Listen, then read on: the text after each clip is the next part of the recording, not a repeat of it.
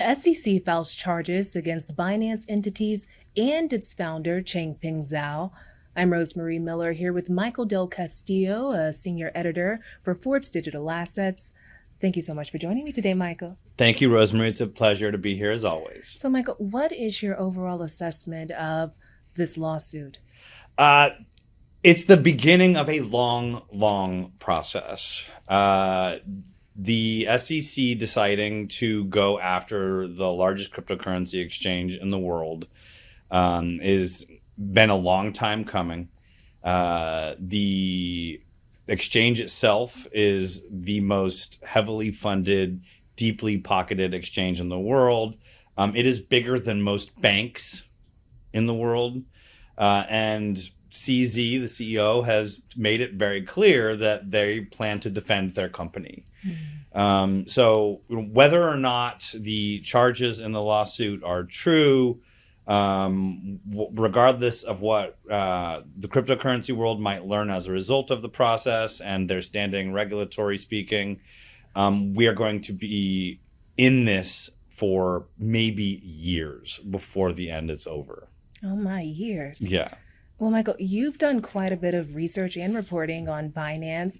Has anything, I don't know, seemed kind of off to you through your reporting? Yeah, well, we back in 2020 got our hands on a proposal for Binance to create an entity in the United States that they described in the paperwork as the Tai Chi entity.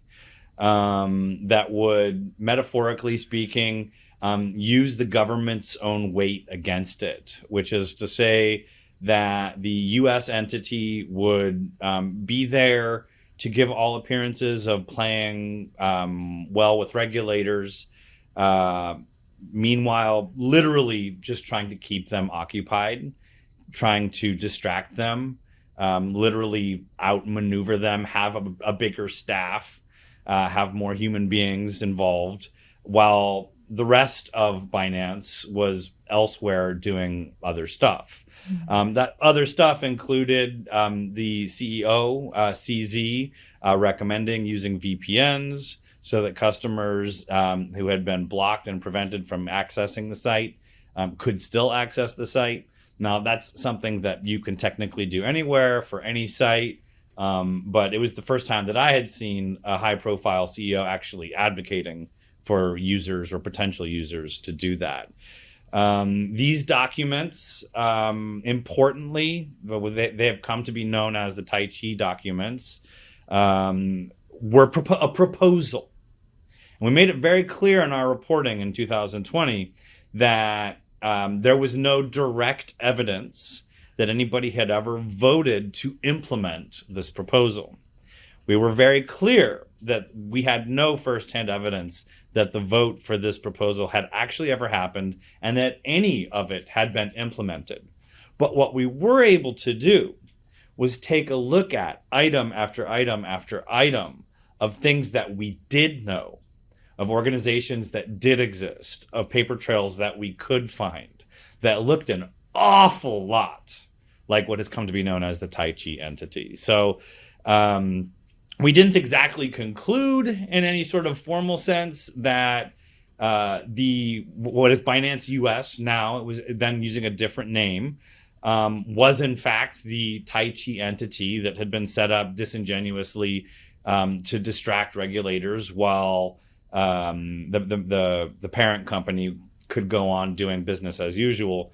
But I think we did leave it up to the audience to kind of like come to some of their own conclusions. And it took a while.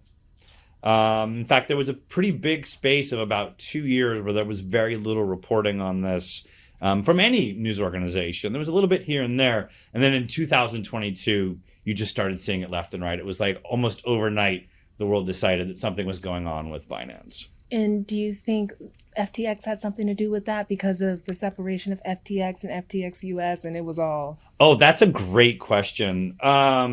It's funny because Binance was an early investor in FTX. And in fact, it was a pretty big deal in crypto land when CZ and Binance decided to divest themselves of their stake in FTX. I think that there's a good chance that CZ wanted to see some diversity in the ecosystem, believed that competition was good for everybody. But at some point in time, FTX got maybe a little too big for their britches, and Binance divested. Now, the reason why I think that's important is because for a year or two, like, not a short time, but not a long time either, FTX was described as kind of like the compliant alternative to Binance. CZ had long been taking the stance that Binance doesn't have a headquarters, just like Bitcoin doesn't have a headquarters, Binance doesn't have a headquarters, leaving open a lot of questions like who's paying taxes, if something goes wrong, which government is going to get involved, that sort of a thing. He had been advocating for using software that essentially would help customers evade regulations, or regulatory detection, I should say. And Sam Bankman-Fried, CZ's yin and yang, was seen as kind of like the regulatory alternative. And so the structures themselves were actually very, very similar, even to the point where they both had a token. The tokens were both used very similarly to sort of incentivize behavior. And in a day and age where it's very easy to just pick up and leave and go to a competing exchange and take all your money with you, these tokens at both exchanges were designed to keep you there. They were to make the exchange sticky, because if you were involved in a relationship with your exchange that was resulting in you getting some sort of asset back that was valued on the free market, you would be less likely to leave. So I think that Binance's similar structure to FTX's similar structure definitely begged for closer analysis. And then the role that CZ played, remains, there remains debate as to whether or not he did it on purpose, but CZ publicly stated that he was going to be selling all of Binance's FTT token. I'm sorry, all of FTX's FTT token. And that public disclosure, a number of dominoes later, indirectly or directly contributed to the collapse of FTX. So that 1-2 punch of the organizations having a very similar structure, and then CZ playing a pivotal role. Exactly what that role was remains to be seen, but a pivotal role in the collapse of FTX definitely must have just sent regulators red flags up all over the place. We've got to take a closer look.